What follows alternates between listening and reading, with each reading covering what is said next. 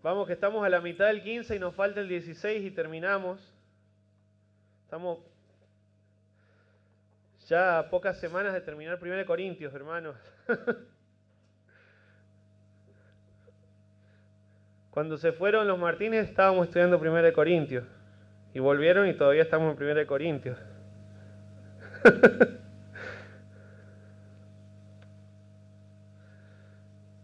La verdad que ha sido de mucha bendición, por lo menos para mi vida.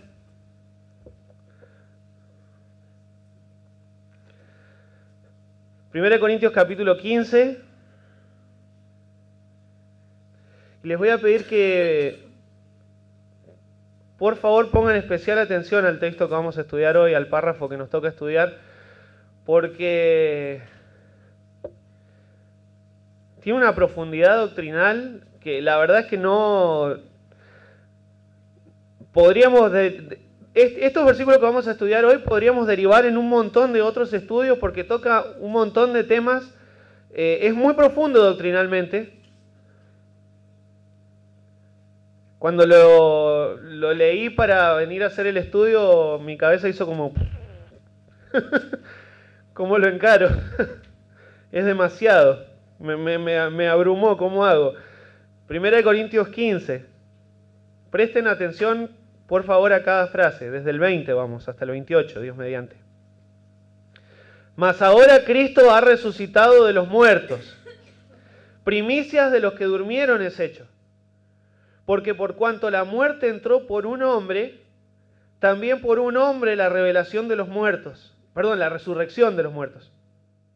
Porque así como en Adán todos mueren, también en Cristo todos serán vivificados. Pero cada uno en su debido orden. Cristo las primicias. Luego los que son de Cristo en su venida.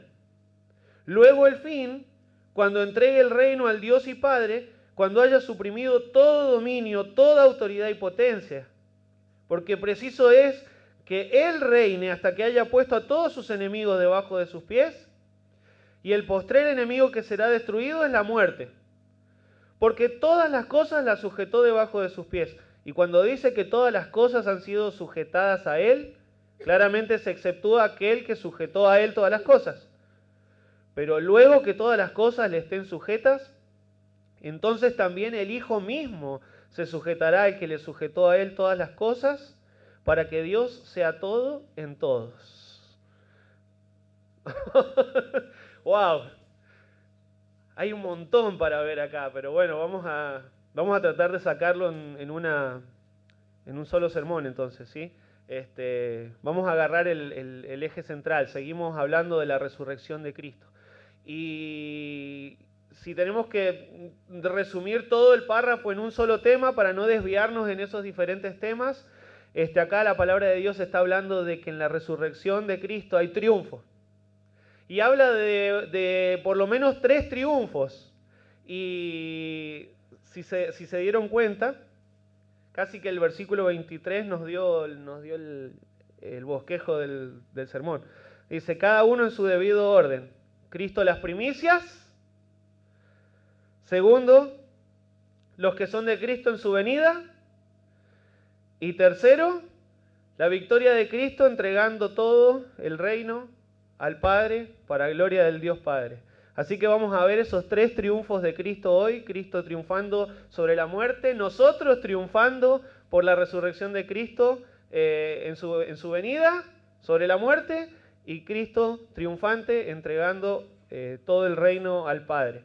Y si se acuerdan, bueno, estuvimos una semana ahí en el medio, el pastor Matías Pavesio estuvo predicando la semana pasada.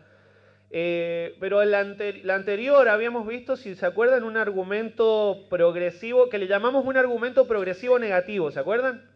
Donde Pablo nos enseñó, o le enseñaba a los corintios más bien la gravedad de la herejía que estaban permitiendo y las consecuencias gravísimas de negar la resurrección de los muertos.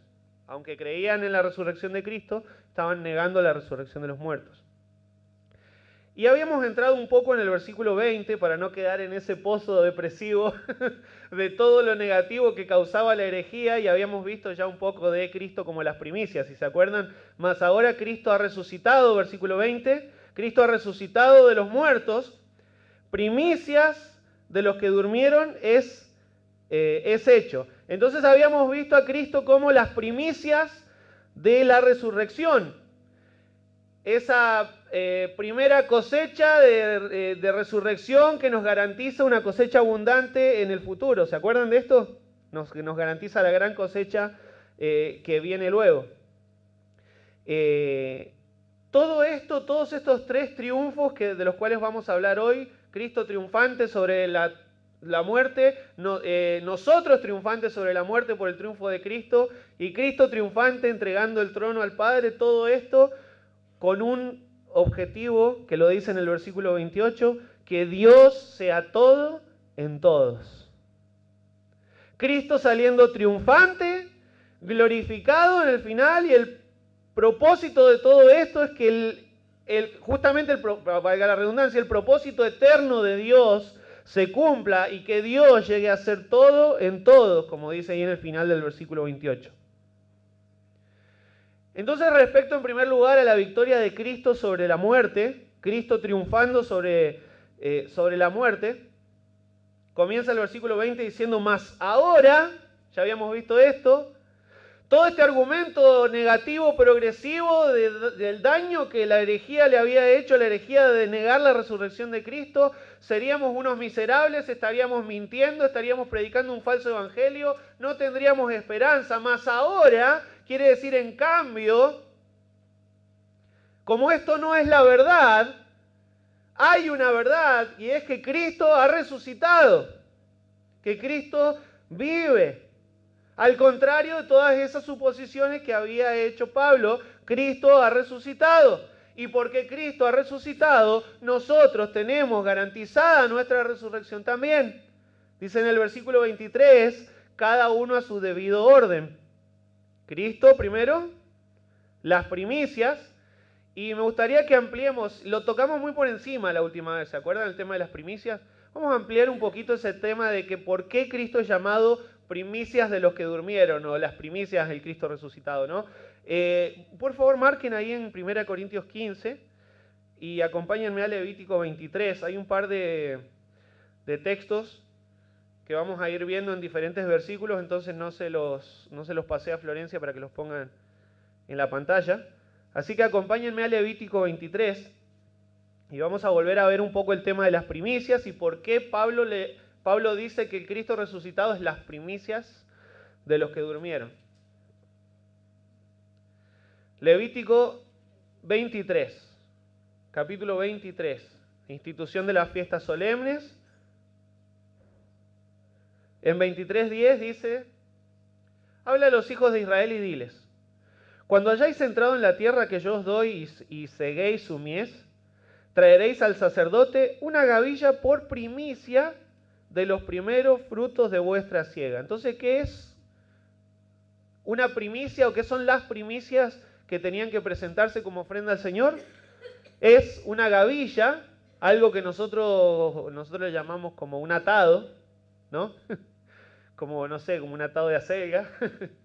Pero un atado de cualquiera de los cultivos que ellos estaban cosechando en ese tiempo, cebada, trigo. Entonces arrancaban del primer trigo que salió, de lo mejor, se iban a la mejor planta, agarraban y con la hoz cortaban unas ramas de todo ese trigo, de la cebada, de lo que sea, hacían un atado, una gavilla, y lo traían como ofrenda al sacerdote, las primicias, lo primero que salió, lo mejor que salió, ¿sí? Agarraban ese atado y lo traían al sacerdote como ofrenda a Jehová.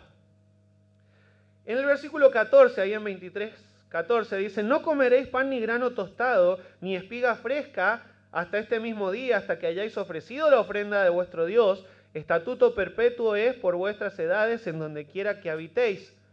Les aclara: no se hagan pan, no hagan harina, no coman tampoco la espiga fresca, no coman nada de la cosecha hasta haber primero presentado la primicia en forma de gratitud al Señor. Primero al Señor. Primero gratitud para reconocer que Él les da la cosecha.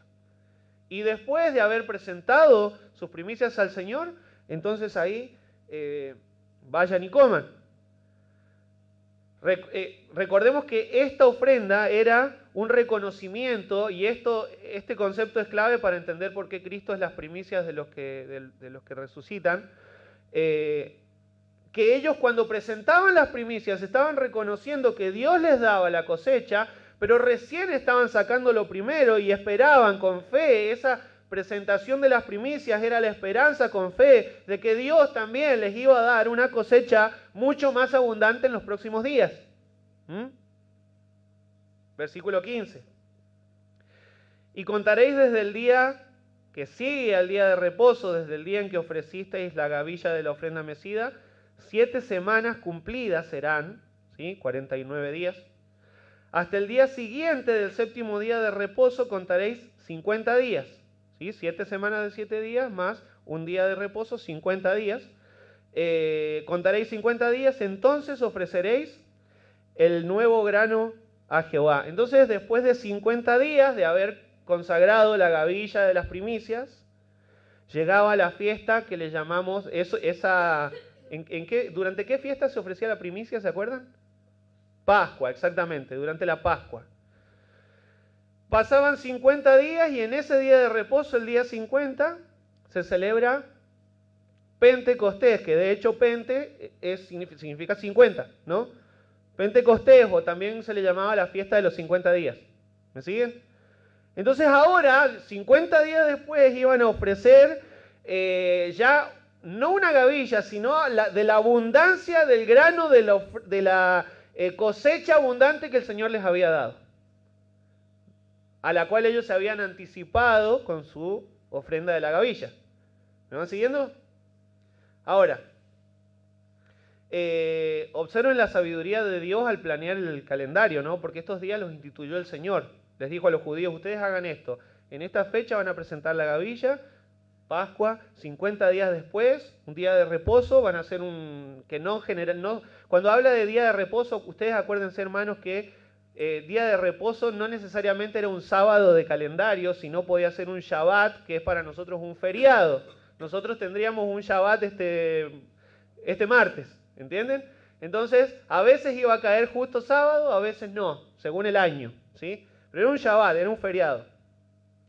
Y Dios planea el calendario para los judíos de esta manera, para el pueblo de Israel. Dice en el versículo 5 que en el mes primero, al 14 del mes, entre las 2 tardes, Pascua es de Jehová. Entonces, en el mes primero, que para nosotros es pasando de marzo a abril, en el calendario hebreo es el mes primero, el mes de Nisán, ¿sí?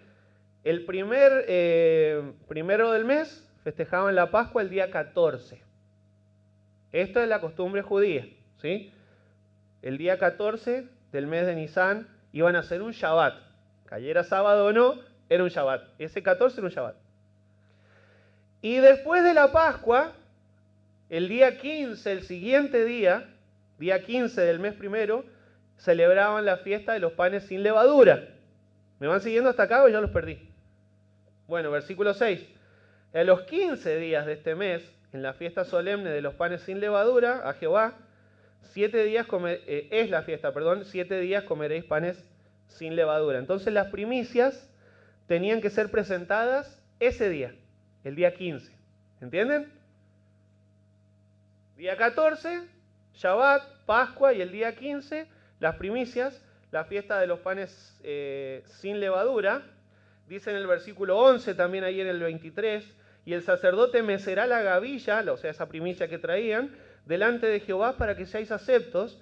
Al día siguiente del día de reposo la mecerá, o sea, el día 15. El 14 era día de reposo y el 15 se presentaba la gavilla, las primicias. Y cuando Jesús fue sacrificado, hermanos, en ese año, en esa semana en que Jesús fue sacrificado, el día siguiente al Shabbat calendario, ese año fue el día 15 fue primer día de la semana. ¿Se acuerdan? ¿Qué día resucitó Cristo? Primer día de la semana, el 15. Y dice en Mateo capítulo 28, pasado el día de reposo, al amanecer del primer día de la semana, que era un equivalente a un domingo, ¿no? Y esto, hermanos, es mucho, de verdad es mucho más que una alegoría.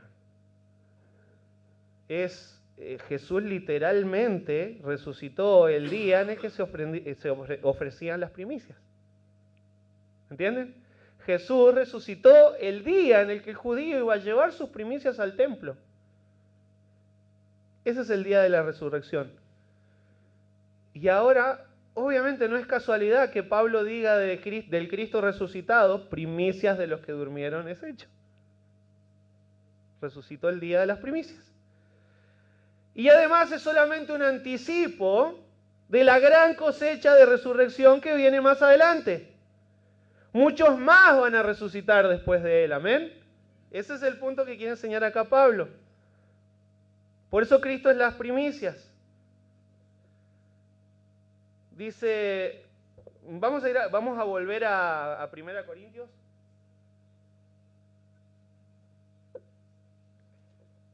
Primera Corintios 15.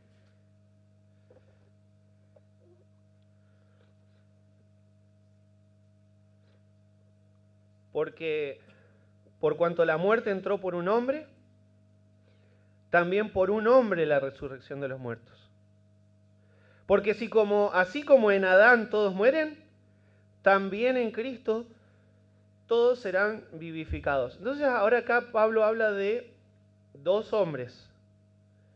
Y cómo estos dos hombres tuvieron relevancia para toda la humanidad. ¿Cuáles son esos dos hombres?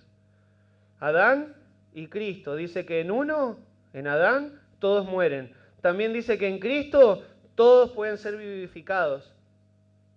Cuando habla de Adán y porque por medio de él la muerte entró, ya lo sabemos, cuando comió del fruto, en el momento de su pecado, de su desobediencia, y aunque Eva comió primero realmente, y luego dio a su marido, la responsabilidad había sido dada a Adán, y en la simiente de Adán, dice la palabra de Dios que en la simiente de Adán, o en su ADN, o en sus lomos, le llama también, utiliza esa frase, la palabra de Dios, estaba toda la humanidad.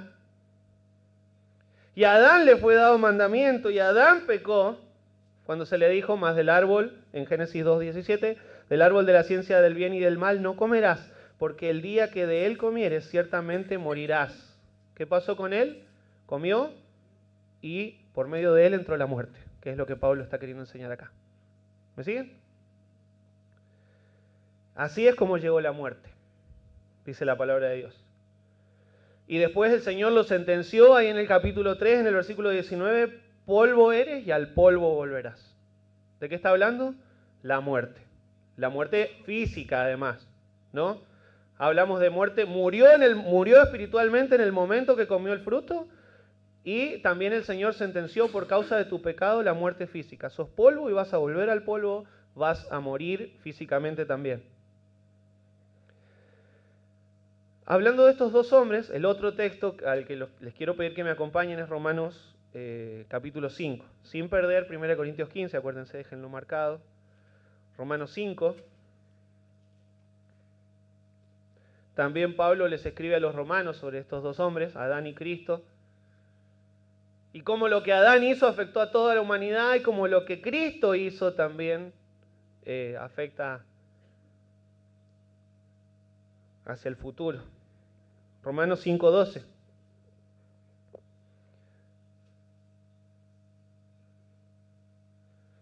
Versículo que seguramente conocen de memoria, ¿no? Por tanto, como el pecado entró en el mundo por un hombre, ¿quién es ese hombre? Adán. Y por el pecado, ¿qué entró? La muerte. Así la muerte pasó a todos los hombres por cuanto todos pecaron. Ahí están las consecuencias universales, por así decirlo, del pecado de Adán. La muerte entró por él Y todos murieron porque en la simiente de Adán todos nacimos pecadores. Y por cuanto todos pecamos, estamos destituidos de la gloria de Dios. Y acá no está hablando solamente de muerte espiritual, hermanos. Está hablando también de la muerte física como consecuencia de un mundo caído y un cuerpo que se deteriora por causa del pecado. Y ya lo sabemos, ¿verdad? Y lo experimentamos. Algunos más que otros. Ahora ahí en Romanos 5 también dice en el versículo 17. Dice, pues si por la transgresión de uno solo reinó la muerte, mucho más reinarán en vida por uno solo, que es Jesucristo, los que reciben la abundancia de la gracia y el don de la justicia. Por la transgresión de uno reinó la muerte. La muerte reina en el mundo por ser todos descendientes de Adán. Porque así, dice, versículo 19, porque así como por la desobediencia de un hombre, los muchos fueron constituidos pecadores, ¿sí? Uno desobedeció. Todos fuimos constituidos pecadores por ser de su descendencia. Y aquí podríamos berrinchar, hermano, y decir, pero qué injusto, ¿por qué? Si yo no pequé, fue él el que pecó, hubiera muerto él. ¿Yo qué culpa tengo? ¿Por qué yo tengo que pagar las consecuencias de haber estado en Adán? Y miren, hermanos, si lo mirás así, podés llegar a tener algo de razón humana, pero bendito sea el Señor que funcionó así. Porque así como en Adán todos morimos, también en Cristo todos somos vivificados. Y cuando Cristo estaba en la cruz del Calvario, Él estaba reemplazándote a vos también. ¿Entendés? Ah, pero yo no pequé. Fue Adán. Ah, pero vos no podías ser salvo, fue Cristo. ¿Entendés? Uno en lugar de los demás. Él pecó y nosotros nacimos en pecado. Y dice en el versículo 21, también por un hombre entró la resurrección de los muertos. Este es el punto que nosotros estamos viendo. Por un hombre, por Jesús, entró la resurrección de los muertos. Jesucristo, hombre, fue ese hombre por el cual entró la resurrección de los muertos. La vida y la resurrección entraron por medio de Jesús y solamente por medio de Él, por medio de Jesús, una persona puede tener resurrección. Como Él dijo, yo soy la resurrección y la vida. El que cree en mí, aunque esté muerto, vivirá. ¿Se acuerdan? En el contexto de la resurrección de Lázaro. Dice en el versículo 23 también ahí que en Cristo todos serán vivificados. Y esta promesa, hermanos, es para los que están en Cristo. No universalicemos la salvación. Ah, pero en Cristo todos serán vivificados. Sí, los que están en Cristo. Por la fe. En versículo 21 también dice, para que así como el pecado reinó para muerte, así también la gracia reine por la justicia para vida eterna mediante Jesucristo, Señor nuestro. O sea, por la bendita gracia de Dios, ya no reina más la muerte sobre nosotros, los que estamos en Cristo, reina la vida en nosotros. Amén. La vida, tenemos vida eterna, dice la palabra de Dios. Y esperanza de resurrección. Entonces estábamos representados en Adán cuando él pecó, cosa que nos molesta, pero también estábamos representados en Cristo cuando nuestros pecados fueron castigados y pagados por Él. Amén. Si no hubiéramos sido representados, teníamos que pagarlos nosotros, hermanos. Y la paga del pecado es muerte. Y no teníamos fondos para pagar esa deuda. Entonces Cristo triunfó sobre la muerte. Y porque Cristo triunfó sobre la muerte, número 2, nosotros triunfamos también sobre la muerte. Volvamos a Romanos 15, dice el versículo 23, cada uno en su debido orden, Cristo las primicias, el anticipo y la promesa, luego los que son de Cristo en su venida. ¿Quiénes? Los que son de Cristo. Los que son de Cristo. Los salvos por la fe. Cada uno en su orden, su debido tiempo. Cristo resucitó como primicia, luego la gran cosecha. Los que son de Cristo en su venida. Y si seguimos el orden de los eventos, pasaron al menos entre la resurrección de Cristo, entre las primicias y la resurrección de los santos, y unos 2000 y pico de años seguro, si es que viniera Cristo hoy mismo, poquito más de 2000 años. Y dice la palabra de Dios en 1 Tesalonicenses que cuando Cristo vuelva, los muertos en Cristo van a resucitar en su venida. 1 Tesalonicenses 4:16 dice, porque el Señor mismo, con voz de mando, con voz de arcángel y con trompeta de Dios, descenderá del cielo. ¿Y qué va a pasar con los muertos en Cristo? Resucitarán primero. Esa es la gran cosecha. Cristo vuelve y los muertos en Cristo se levantan. Cuando Cristo venga en el aire, dice la palabra de Dios, nos va a arrebatar para encontrarnos con Él. Primero, a los muertos en la fe, a los muertos en Cristo, aquellos que ya duermen en el Señor habiendo puesto su fe, dándoles resurrección a ellos. Y luego, dice Pablo, los que todavía vivimos, los que hayamos quedado, los que estemos vivos en la venida de Cristo, primero ellos van primero y nosotros vamos atrás, si estamos vivos todavía, ¿sí? Encima los muertos en Cristo tienen esa ventaja, van primero.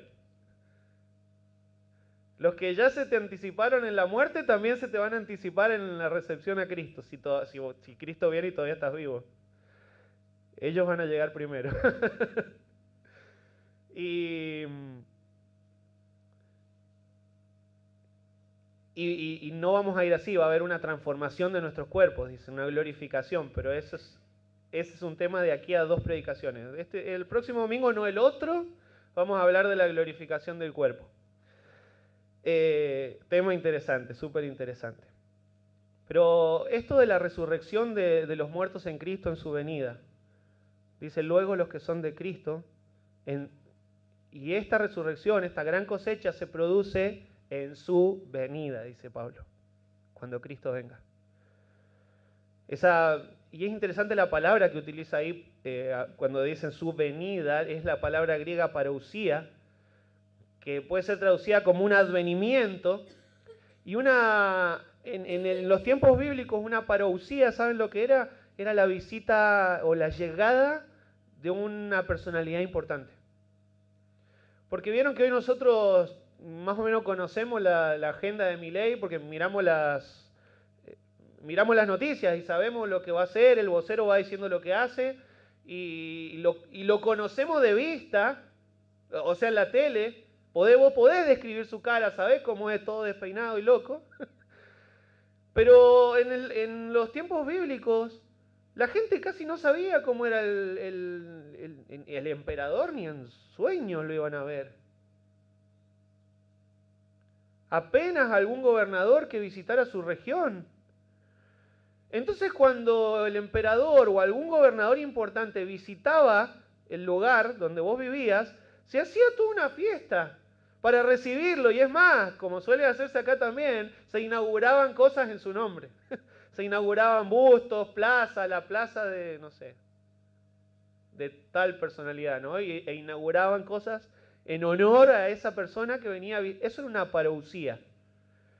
La persona de alto rango que te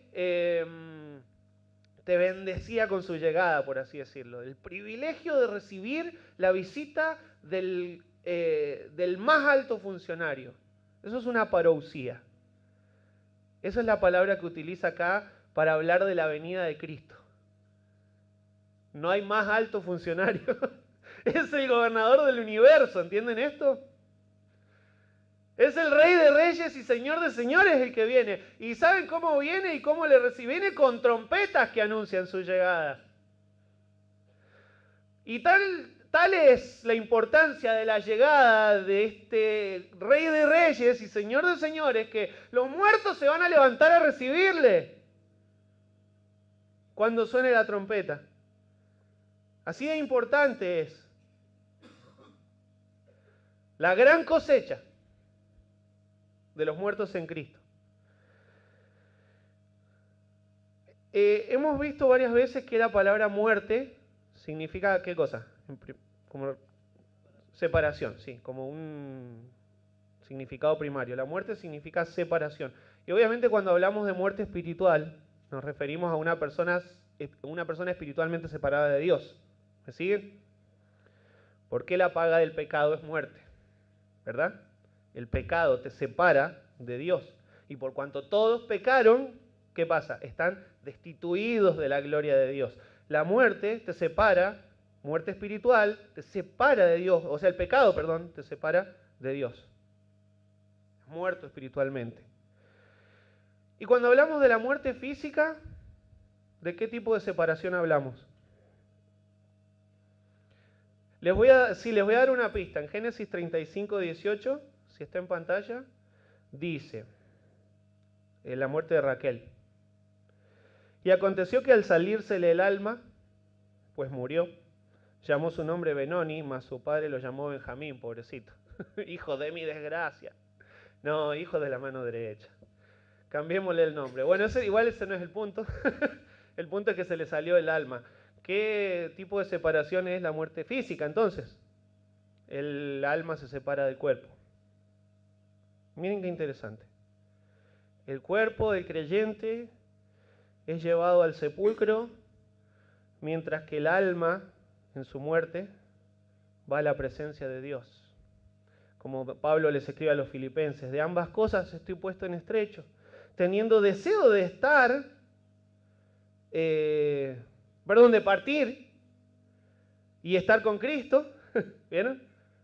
Mi alma va con el Señor, lo cual es muchísimo mejor, pero quedar en la carne, o sea, quedarme en el cuerpo, dice Pablo, mi esencia, lo que soy, mi alma, tengo deseo de que mi alma vaya con el Señor, con Cristo de una vez, glorioso ese día, pero quedarme en el cuerpo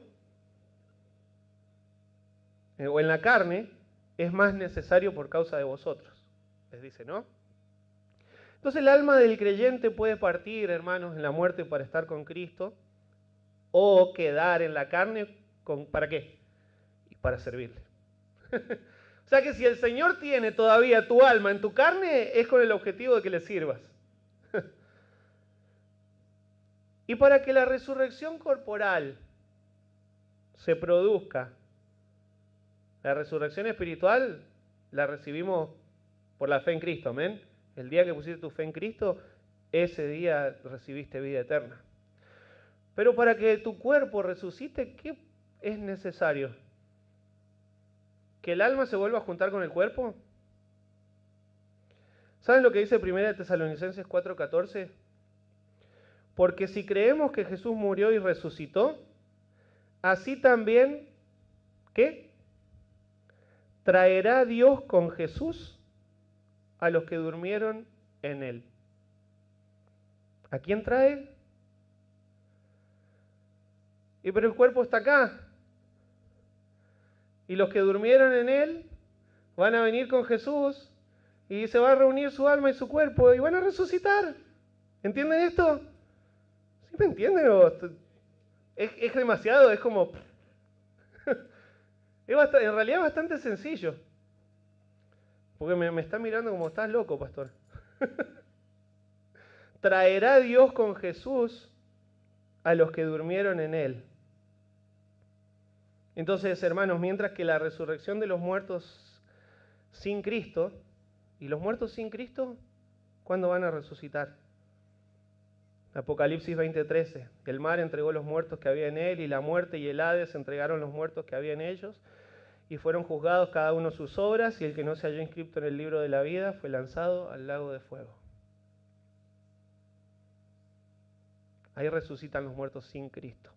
Pero los muertos en Cristo van a ser traídos con Cristo para reunirse con sus cuerpos y recibir un cuerpo glorificado. Dice de los muertos, de la resurrección de los muertos sin Cristo es la muerte segunda, separados de Dios para siempre. Y en el final, versículo 24, 1 Corintios 24, 15, 24, luego al fin, la última victoria de Cristo, cuando entregue el reino al Dios y Padre, cuando haya suprimido todo dominio, toda autoridad y potencia. Y ahora yo te voy a decir lo que va a pasar al final, dice Pablo, al final de todo.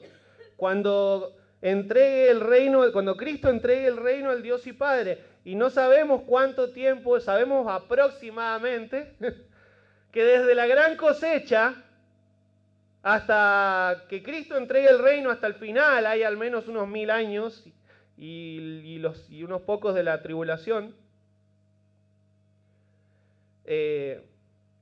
Hasta este evento final en que Cristo entregue el reino al Dios y Padre,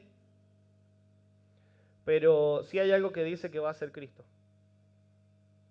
Va a entregar todo al Padre, para gloria del Padre, para que Dios sea todo en todos. Y para esto es necesario que en su gobierno, que en esa toma de poder que va a hacer Cristo, algo tiene que hacer, dice, tiene que suprimir un par de cosas. Y hay una lista ahí. Dice que para tomar ese poder absoluto, cuando haya suprimido todo dominio, toda autoridad y toda potencia. ¿Quiénes son esos opositores que van a ser suprimidos? Esta palabra suprimir que dice acá literalmente es dejar sin efecto, abolir, deshacer. No tienen más efecto, no tienen más poder ni influencia. ¿Quiénes? ¿Quiénes son abolidos? Todo dominio, toda forma de gobierno humano que se opone al establecimiento del reino de Dios. Toda autoridad, o sea, toda persona poderosa e influyente va a ser anulada si se opone al reino de Dios, al establecimiento del reino de Dios. Toda potencia, toda fuerza, sea persona, entidad, movimiento, que tenga recursos, que tenga poder, dinero, aún poder militar, armamento, van a ser eliminados si se oponen al establecimiento del reino de Dios. O sea, nadie en el mundo va a poder permanecer en pie. Cristo va a establecer su reino y va a reinar por 1000 años y luego de esos 1000 años le va a entregar todo al Padre. Y no va a haber ni Estados Unidos, no va a haber Rusia, no va a haber China con todo su ejército que pueda contra el Señor. Ni los tres juntos con todos sus ejércitos que puedan contra el poder de Cristo.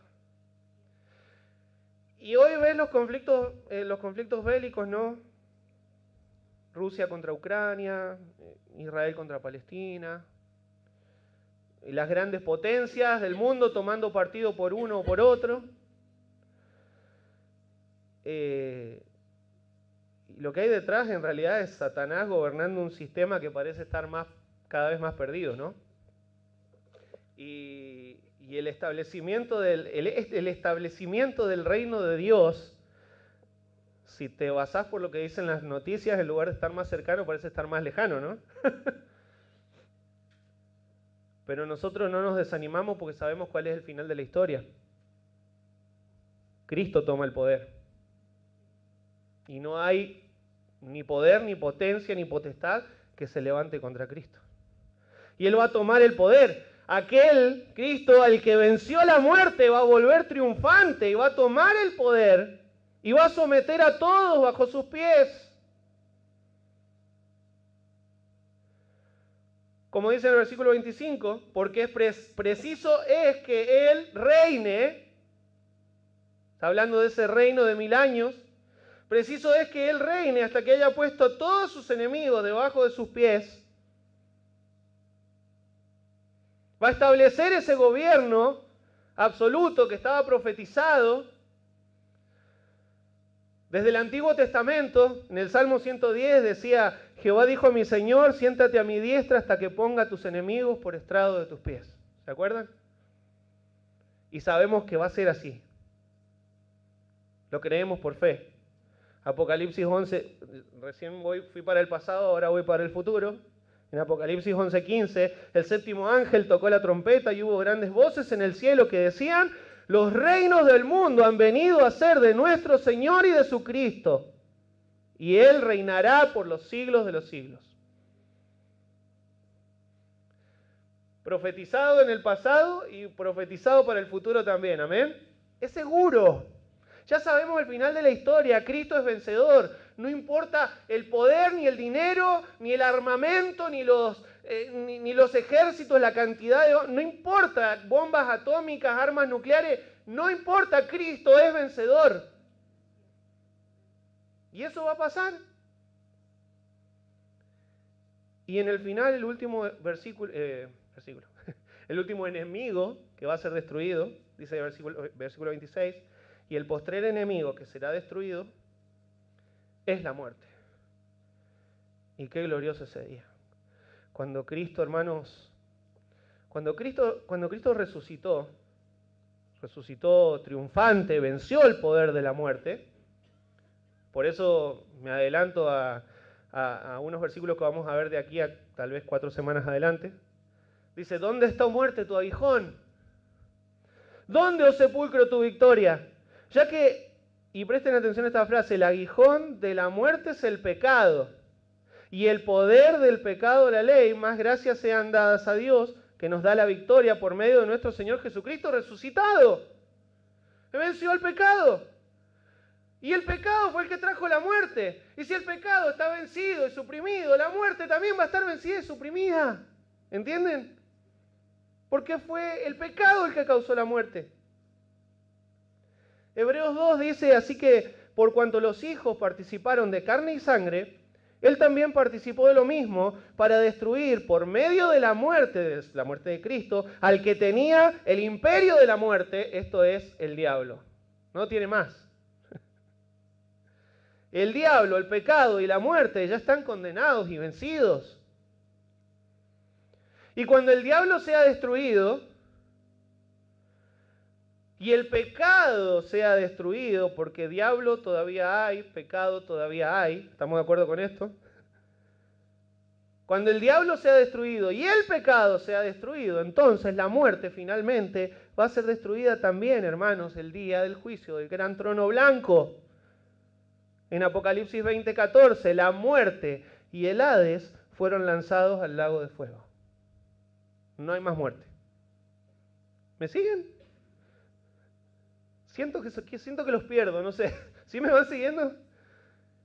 Y nunca más, hermanos, ahí sí, nunca más nadie más va a morir, ni física ni espiritualmente, por toda la eternidad.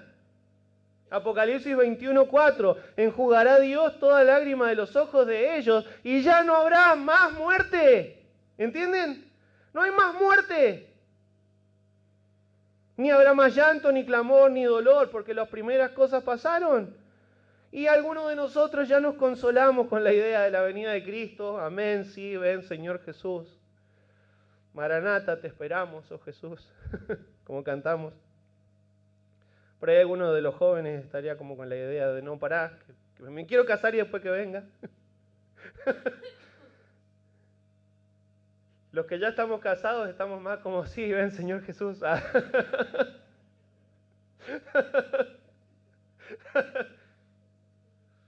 No, no es por la esposa.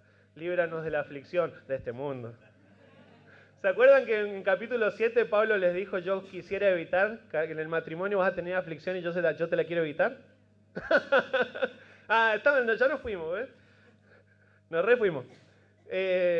27, porque todas las cosas las sujetó debajo de sus pies, son los 2 últimos versículos, y cuando dice que todas las cosas han sido sujetas a Él, claramente se exceptúa a aquel que sujetó a Él todas las cosas. Entonces el versículo 27 es como una aclaración, ¿ven? Todo en el universo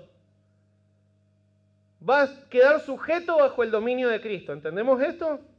Todo poder, toda autoridad, todo gobierno. Pero Pablo aclara, un gobernante no va a quedar sujeto a Cristo. Hay un gobernante y una autoridad que no va a quedar sujeto a Cristo, y ese es Dios el Padre. porque el Padre es el que sujetó todo el universo bajo el dominio de Cristo. Y de hecho el Hijo va a entregar todo, versículo 28. Pero luego que todas las cosas le estén sujetas, entonces también el Hijo mismo se sujetará al que le sujetó a Él todas las cosas, para que Dios sea todo en todos. Y pensando en Cristo sujetándose debajo del Padre y poniendo todo lo que le fue entregado para la gloria del Padre, lo primero que se me vino a la mente, hermano, fue pensar fue como un contraste con Satanás, con Lucero, que le fue entregada cierta autoridad y cierta belleza y cierto poder, y lo primero que pasó con él es que se envaneció y ahí quiso ser como Dios y más alto que Dios, ¿no? Mientras que a nuestro Señor Jesucristo, que efectivamente recibe del Padre todo el dominio de todo el universo, nuestro Señor Jesucristo, en lugar de envanecerse y subir, bueno, Él es sobre todo porque es uno con el Padre, pero en lugar de envanecerse, siempre fue obediente a la voluntad y al plan perfecto del Padre. ¿No? Siempre se sujetó a la voluntad del Padre. Y en el final, lo que está diciendo Pablo es, lo último va a ser que se va a sujetar al Padre y le va a entregar todo para la gloria del Padre, hasta lo último. Fiel y sujeto hasta lo último, para la gloria del Padre. Qué gran lección a nosotros que nos dan un poquito de autoridad, un poquito de poder y ya nos la creemos, ¿no? Ya nos envanecemos, nos sentimos más. Si Cristo, y me ayudan hermanos con la música, por favor. Si Cristo, siendo Dios el Hijo, hizo todo para servir y glorificar al Padre. Si Pablo dijo, puedo estar en este mundo, puedo irme y estar en la presencia de Cristo, lo cual es muchísimo mejor, pero por ahora me quedo en el cuerpo, me quedo en la carne, por causa de vosotros, les dice a los filipenses. Para servir al Señor, para servir al Señor por medio de servir a la gente. Y en ese contexto de Filipenses 1, les dice esto. No mirando cada uno por lo suyo propio, sino cada cual también por lo de los otros. Entonces podemos seguir, hermanos, viviendo una vida para nosotros mismos, dejando a Dios en segundo o tercer lugar, cuando lo vemos a Cristo haciendo todo para la gloria del Padre. Todo lo que hizo Cristo para la gloria del Padre. Y aún lo que va a pasar en el futuro con Cristo es para la gloria del Padre. Y yo tiendo a hacer las cosas para mi gloria, ¿no? O para mi propio beneficio, o para mi propio placer. Y Pablo les dice a los filipenses, no mirando cada uno por lo suyo propio, sino cada cual también por lo de los otros.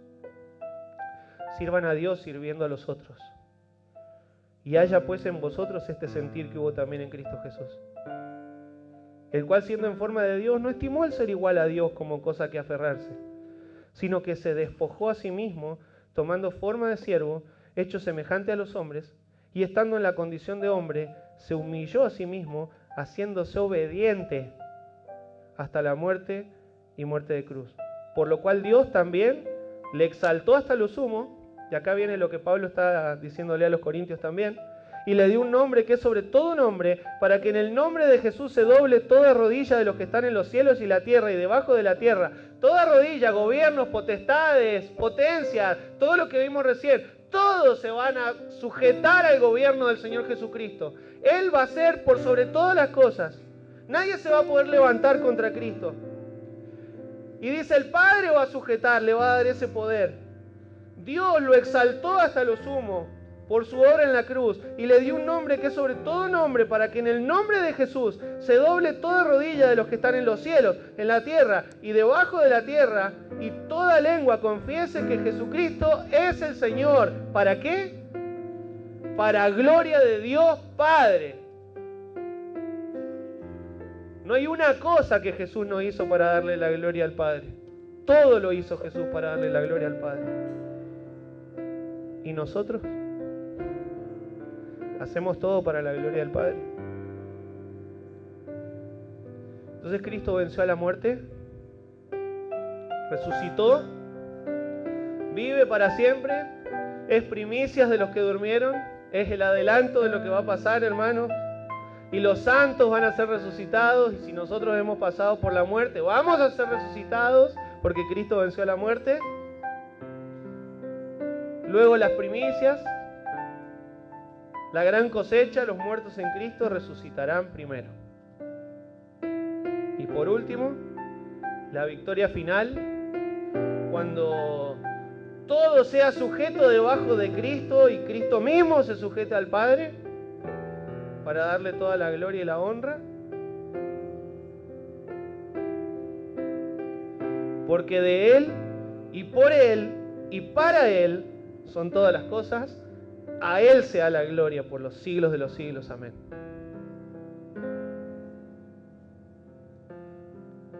Y todos acá nacimos en Adán. Nacimos muertos por causa de los pecados, condenados a muerte eterna. Entonces quiero preguntarte si ya estás en Cristo. Naciste en Adán, naciste pecador y pecadora. Te pregunto si ya estás en Cristo por la fe. Si le pediste a Cristo que perdone tus pecados y te salve, vos ya estás en Cristo. Si no lo hiciste, todavía estás en Adán, condenado a muerte. Ya muerto espiritualmente. Y condenado a la muerte segunda, que es una separación eterna del Señor.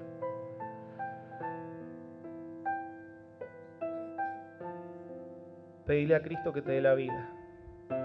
Poné tu fe en Jesús. Confesá que Jesús es el Señor.